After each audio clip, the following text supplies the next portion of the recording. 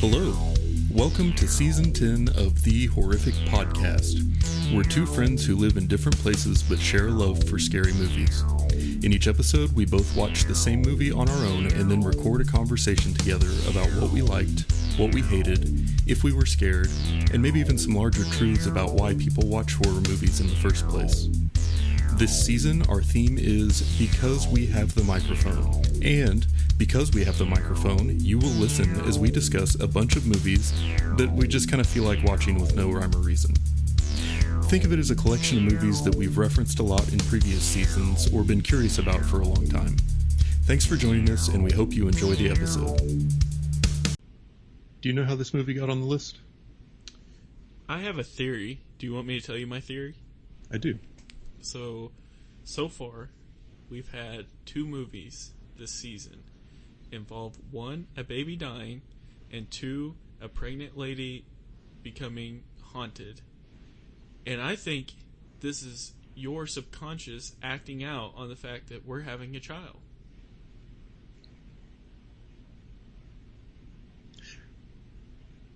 That is a good theory on your part, given the information you have. Yeah.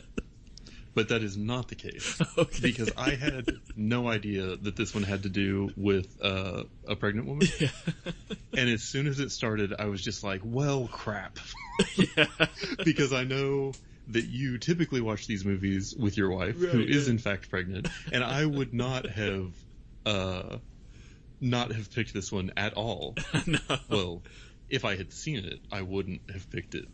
What was funny... But then if I knew about it, I most definitely wouldn't have. So the funny thing for me was for me, it's just like normal. You know, it's like, unfortunately, seeing the dogs die in horror films, like that's like a common occurrence, right? Yeah. And, so it's just common, this stuff. And the kid was like, is this the second time that we've seen something involve a baby? I was just cracking up thinking about it. Yeah. No, so you want to know the real reason it's on the list? Why? When we went, I think it was when we saw Conjuring 3 recently in the theater. You know, at Alamo Drafthouse, they always do like the pre-show stuff. Yeah. And a lot of times that has like clips from old movies in it, or like trailers from old movies that have something similar with the one you're about to watch. Yeah. So it might be like it starred an actor who's in the current movie when they were really young and looked really different. Or it was like a low budget movie that did something like somewhat similar. And so the trailer for this actually played before the movie we were seeing. And the trailer made it look way better than it ended up being. I thought it was going to be like bad good. You know what I mean? Like super like lo-fi, over the top, like gory, like kind of more like the Giallo horror movies that we've watched, and less like what it actually was. So, yeah, not bad.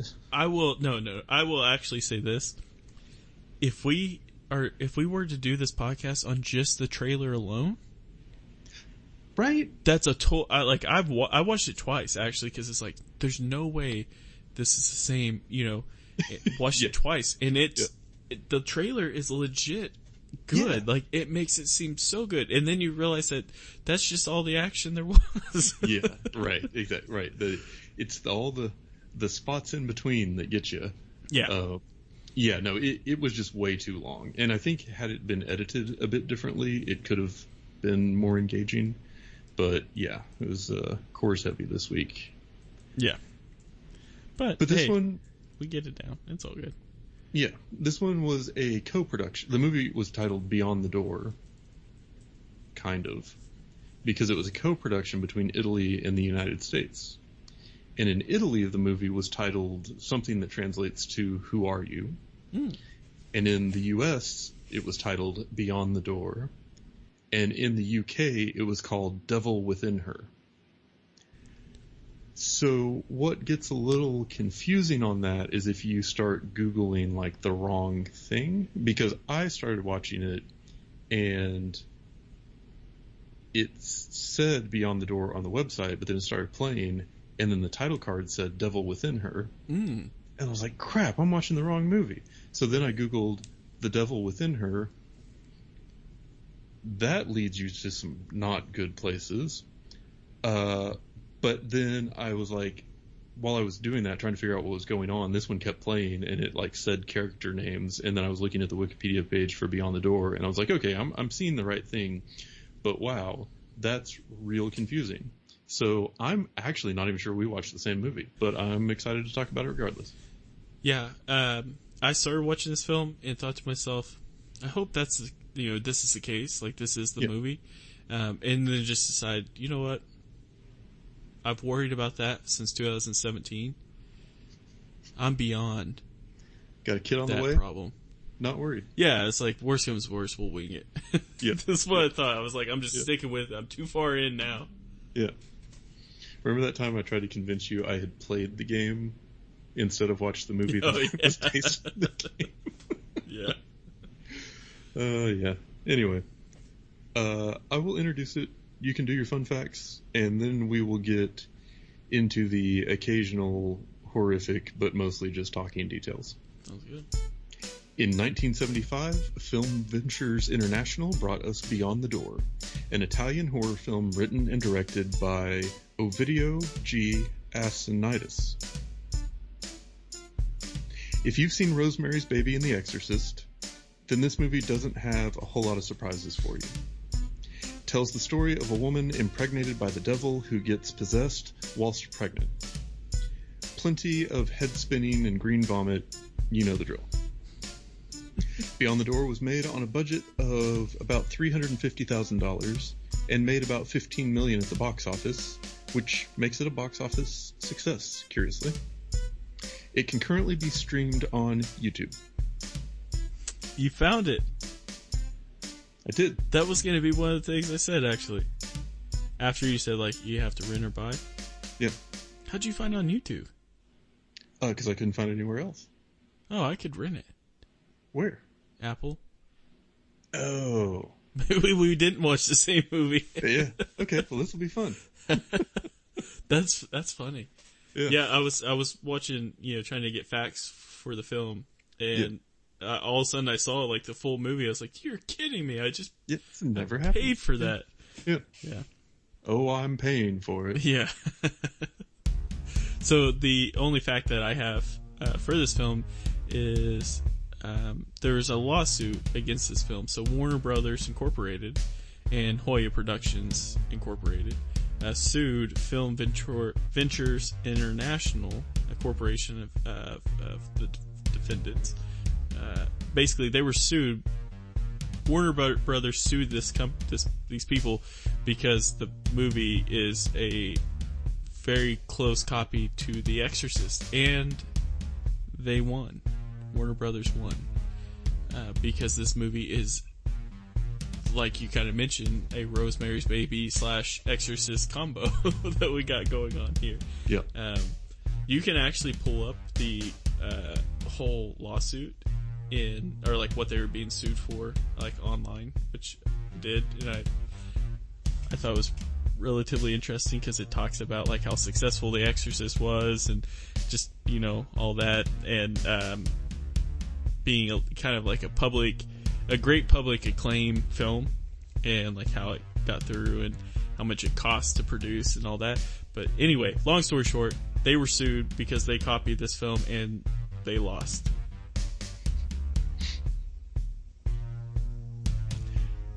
I have one more fact. Oh, okay. The character Dimitri is played by the actor Richard Johnson.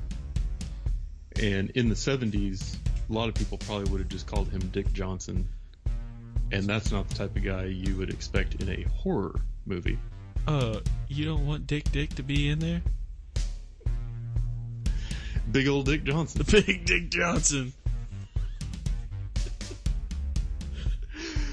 I just was wildly amused by that. Because it's one of those things where there were long sections of this movie where, like, not anything was happening. And so then I'm, like, looking up just, like, trivia about the movie. Yeah. And I just keep seeing Richard Johnson, but you can call me Dick. Like, I just was imagining all the ways that this movie could have gotten a lot more entertaining. Yeah. In, I guess, different ways, but we were watching it as a horror movie, and it was just kind of rough. But it was curious. Like, it was really, it had so many like weird elements to it that it kind of reminded me of God Told Me To, where it was just like afterwards I was just so confused by what had just happened.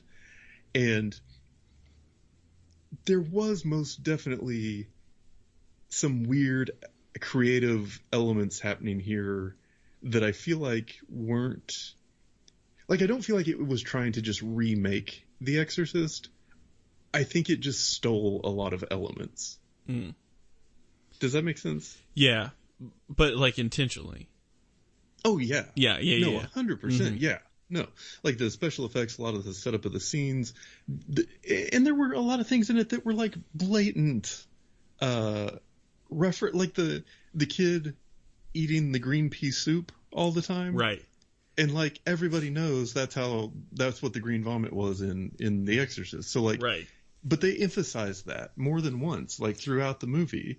And there were a couple of other things that I might be able to find in my notes. But it's just like, yeah, they knew. Yeah. They knew what they were doing. There were a few shots that I noticed too. Like there was one like early on where it's shot from like above like the stairs, like shooting down on people walking on a path down below, and it's like it just reminded me, like I was like, this is before I knew the facts too, but I was like that it just had like the Exorcist feel to it. Yeah. Like I don't,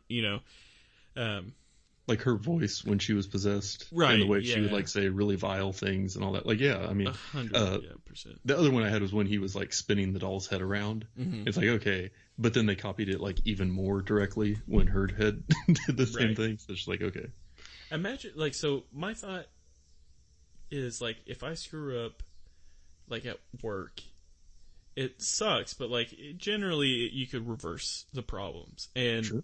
Yeah. And, you move on and it's just whatever.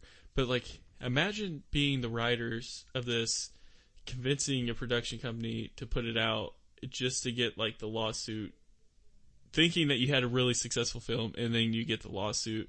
Like, I feel like that is a pretty big bugaboo. And then you just lose all the money you made. Right. Yeah, so it's like, yeah, well, hey, we made, what'd you say, $15 million at the box office? Yeah, but we lost $50 million or whatever. It's just like, wait a minute. Yeah. Yeah, and I think that something I read was saying that not only did they have to pay the lump sum, but then also, was it Universal that did The Exorcist? Warner Brothers. Warner Brothers, yeah. Thanks. Universal didn't sound right. Warner Brothers would get like a share of any future revenue that it made too. Mm-hmm. So even if we, like the money that you paid to iTunes, I believe a fraction of that went back to Warner Brothers. Dude, I bet that's why you can find it on YouTube and watch it. I bet so, yeah. I had the same thought. That's like, why it wasn't taken down, right? Yeah. Yeah. Dang, that's interesting. Yeah, so that's pretty crazy. Yeah. And I don't know. I felt like there was just a lot of weird stuff going on, and the dubbing was pretty bad, and the voices for the kids especially, like the older sister was just like the most ridiculous. Like, this is the sassiest old lady I've ever heard in my entire life. Yeah, they were trying to like, it was like clearly dialogue written for like a streetwise college student in San Francisco in the 70s, but it was coming out of like an 8-year-old girl. Right. What is happening right now? Right. And then the everything with Dimitri was off, and I feel like the interactions between the characters just made no sense for the most part, and really a lot of the story didn't either. But like the bite mark on the kid, like where did that come from? And why? And I don't know, man. There were just so many moments where like the mom is walking around and then she picks up and eats a rotten banana peel from the sidewalk. you're like, that's just there to be gross. Like, it doesn't matter for Right. anything. Like, that doesn't play into, like, what the demon is or the mythology or the possession or anything. It's just like, it's just there to kind of be gross. And I feel like that's what a lot of this movie was. It wasn't real coherent, but it had a lot of stuff it worked in that it felt like worked well in other horror movies, so it would work well for this one too. I feel like it's 100%.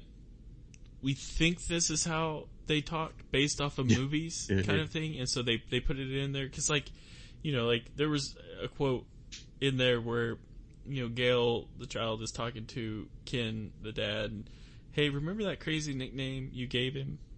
What was it? And Ken said asshole. Like, yeah, I don't know. It was just kind of strange, and it's like, if maybe that sounded like cute in, you know, Italy. I don't know. You know, I don't know. It just seemed like there was like a whole translation miscommunication. Well, it felt like it was trying to be kind of edgy, right? Hip, yeah, somehow in the 70s. Now, I will say though, like, even though it had nothing to really do with it, like the music at the beginning, like I was kind of down with that, man. Yeah, the music was intense like, and mixed like really loud. Well, when they were playing, like when he was at the very beginning, when he's at the, I was like, that's actually a pretty tight song that they got going on there. Yeah. And then it's like, that was right after you saw some boobies too, and so I was like, whoa, what's going on with this film? And then, you know, and then it was just slow, you know, after basically from the boobies on. Yeah, downhill. Yeah. Yep. Yeah. So I spent a lot of this movie just kind of like thinking about, I was reading about it in the beginning because I got kind of bored, and then I was thinking about like ways that some concepts from it could apply to other things. And so it's like, well, if Warner Brothers could sue this movie for copying it too exactly, then why didn't this movie sue Toy Story? Because the whole premise of that is how the older sister described dolls to the brother. That's a good point. Like, word for word. And then I was thinking, why didn't this movie sue Inception? Because at the end, you find out basically the whole thing was happening in Dimitri's mind between the time that his car left the road and when it hit the water down below. Right. And that's basically that movie. And then I thought, why didn't whoever owns the rights to Fall Out Boy's music sue Panic at the Disco? Because it's just the same movie, you know? Yeah. Like I feel like this, because when I read that and I was like, man, it worked. Like, Court held this up. Like, this is going to be like super pivotal in the future of music and film and art. And I guess it just wasn't. But Warner Brothers got paid, so there you go. That's true. Yeah. Yeah, I couldn't agree more. I mean, this was definitely like, it was almost like a comedy in a way. Like, it was in my opinion, like, that bad. Like, they were piecing it together, and I don't know if you remember in the last podcast that we did on House of a Thousand Corpses, I talked about how it's nice to have it's nice to have like a horror film that is made by a horror fan. Yeah. And in this case, it's like, no, I really feel like that's not the case here. Like, this was instead of trying to make your own, you just pulled from all these different, I mean, Rosemary's Baby for sure, like, yeah, without a doubt. And then, Exorcist, it's just, you know, and so it starts to get like, when you're just watching a horror film because you decide to watch one, you can always turn it off. Yeah. But when we do it for the podcast, you know, we muscle through. We might fast forward a little bit here and there, but we muscle through it, right? And we're doing this for you, Australia. Right, exactly. But you get so frustrated with some of these films because you're just like you have to be like watching it, you have to be paying attention, and it's just, and when they don't give you something good, you're just like, I can't believe you copied them. Like, you get frustrated and mad at it. So, you know, it might seem a little aggressive saying like this is a terrible horror film that I'm not a fan of. But at the end of the day, I don't have the luxury of just turning it off because I gotta try to make content, Yeah. Yeah. And I feel like with House of a Thousand Corpses, that was made to make a horror movie. And I feel like with this movie, it was made to make money. Yeah. And it just took like things that were popular from other horror movies that had made a lot of money at the time and put them on top of what was just a really confusing plot. Was it Don't Look Back that had Donald Sutherland in it? I'm going to have to look it up. I know exactly what you're talking about. Don't Look Now. Yeah. This also reminded me, like this film also reminded me of that one, which I wasn't like the biggest fan of already. And so... No, I totally see that now that you say it. Yeah, just like the whole, I mean, and visually is one of the reasons why, but still, it was just like, so because of that, I think it was already started. I already started it like, okay, like if that's an influence here, then we've got a long ways to go. But, it just, hey, this one just wasn't for me. I'm sure that there's fans out there that may have watched this when you were a child and it really freaked you out, and maybe because you hadn't had a chance to watch The Exorcist, or maybe because you don't have good taste in films. I don't know, but or bad parents if you watch this as a kid. That's true. Come on, that's true. Yeah. No, there were some interesting ideas going on here, and like I said in the beginning, I was kind of hopeful that this was going to be one of those movies that was just so far out there that you can't not kind of give it props for just they made a movie that nobody else would have made and that was uniquely theirs. Yeah. But then it was like, well, they made a movie that just ripped off of elements from other very popular movies that came out beforehand. And it was really just, even that I could have forgiven, but it was just so slow paced that it didn't really build up any sort of real terror or tension, and ended up, I had time to think about all the stuff that didn't make sense, and then that was distracting. Yeah. Well, and I will say this, like, if they would have just made this movie like how they put out with the trailer, this could have been, like, one of, like, the better horror films of all time. Like, that was a really good trailer. But, I mean, that stuff is still happening nowadays. You think of, like, Suicide Squad. Oh, sure. They had to hire the company that edited the trailer to come back and edit the film or something like that, and it's just like, so this stuff is still going on, but it's like, that's why you can't fall for the trailers every once in a while. But geez Louise, it was all over the place. You just didn't know what was being said, and because the dubbing was so terrible in spots, it was confusing. Like, it was just a very confusing film. Yeah, and with watching it on YouTube, it wasn't like it had subtitles that you could put on to help. Yeah. And so, it was... And I found myself fighting with the volume a ton because just the mixing was so uneven throughout it. Right. But yeah, I don't know. I feel like it was some editing away, though, from being like a perfectly acceptable horror movie. I feel like if they had just copied, some of the premise from Rosemary's Baby and some of the special effects from The Exorcist, then I could have looked past that if they would have edited out about 30 minutes of just nonsensical, boring dialogue. Yeah. So I couldn't agree more with that statement. Also, I will say that I would probably say 45 minutes worth of footage at least. Yeah. Even though it was only like an hour and 45 minutes long. It was, just confusing. I mean, like, if you want to watch, like, a horror film to put you in, like, the, say, Halloween spirit, then watch, like, if your options are this and The Exorcist, watch The Exorcist. Oh, yeah. You get exactly what you need. Much higher budget, much better acting, much better special everything. Yeah. But I do feel like it wasn't a total waste, because now when you are having your kid and you're in the hospital, you can yell at the doctor and say, "Plunge your hands into her so that you may live. Rip the creature out of her." And I'm sure everyone there will find that charming and hilarious. They'll say, "Damn it, what was my line? Dick Johnson, where you at?" And that's it for today's episode. If you've listened this far, then thank you, and we hope you've enjoyed it.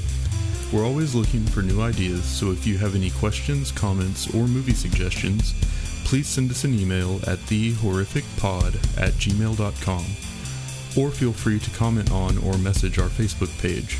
Just search for The Horrific Podcast. Thanks for listening.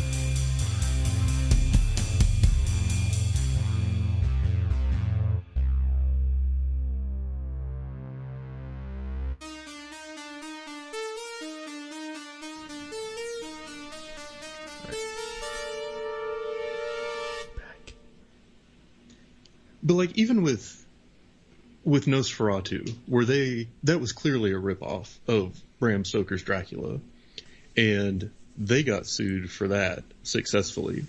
But with that one, at least to my knowledge, nobody had tried to make that into a movie before. And that movie did a lot of like really creative, really interesting things around this, what they obviously found to be a very compelling horror story. And so to me, there's still like artistic value in that. Right. You know what I mean? Yeah. And I can still appreciate that movie because it was a good movie that hadn't been made before. Whereas this one was both a bad movie and it had been made before. Unforgivable. I think that's the thing though, is that it's if you think about it, you know, making a movie based off of a book is like basically like interpretation. Right, so this is visually is on, you know, taking it's bringing the story to a new medium. Right. Yeah. Which, you know, not saying right or wrong. I'm just saying, and then with this one, you know, you're visually taking parts of another movie that honestly probably took from some other movie, but doesn't matter. They were the ones that got famous for it, and then you can't visually take something that's, you know, on another movie and not get called out for it. And so we're calling you out, film. I'm ready to start some 40-year-old beef, dude. Come at me. Yep. Come at me, Film Ventures International. Yeah. You did bad and you should feel bad. Right. And I got another thing to say to you, Richard Johnson. Bravo. Bravo. You made it this far, man. God bless him. Yep. You're a real American. R.I.P. And he was born in England. I know. I was trying to make it funny. Didn't really have a landing for that one. Here we go. I got one. I watched this movie for free, and I think I still overpaid. I love it. That's true, man. I watched this movie for money, like the idiot that I am. But I mean, some of it probably went to Warner Brothers, so that like supports the enduring legacy of how right they were in their lawsuit. That's true. Yeah, you're right. I feel good now.